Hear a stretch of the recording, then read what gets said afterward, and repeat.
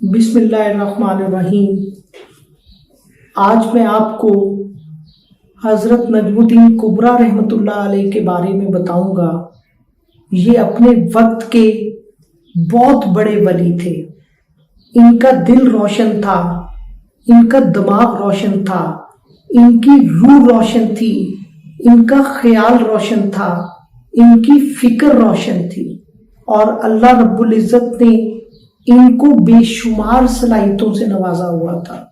ये कई किताबों के मुसन्निफ थे और कई वलीउल्लाह इनके मुरीद थे। और इल्लामा इकबाल ने क्या खूब कहा है कि कोई अंदाजा कर सकता है उसके जोरे बाजू का, निगाहे मर्द मोमिन से बदल जाती हैं तकदीरें।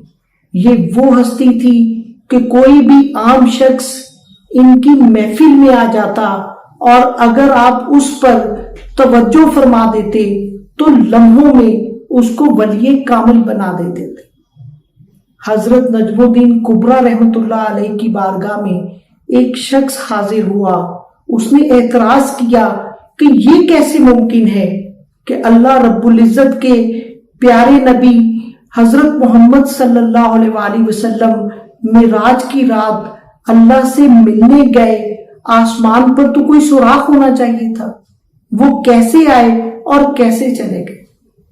आपने फरमाया कि मुझे एक कमरे में बंद कर दो, बाहर से बड़ा ताला लगा दो। ऐसा ही किया गया, आपको कमरे में बंद किया गया, बाहर से बड़ा ताला लगाया गया। तो क्या देखते हैं कि आप बाहर तशरीफ फरमा है और उसके पास खड़े हैं, ताला भी लगा हुआ है, दीवारें भी वही हैं, कमरे में कोई सुराख भी नहीं हुआ। आपने फरमाया कि ए मियां, ये दूर की बात नहीं, ये दूर की बात है, ये मूसा की बात नहीं, ये हजूर की बात है। अब तुम्हें समझ आ जाना चाहिए कि अल्लाह ताला ने अपने प्यारे हबीब सल्लल्लाहु अलैहि वसल्लम को ये तसर्रुफ अता किया था कि वो जिस वक्त चाहें, जहां चाहें जा सकते हैं। अल्लाह रब्बुल इज़्ज़त हमें हजूर सल्लल्लाहु अलैहि वसल्लम की और अहले बैत की मोहब्बत के जाम अता करे और हजूर सल्लल्लाहु अलैहि वसल्लम पर ज्यादा से ज्यादा दुरूद पाक पढ़ने की तौफीक दे।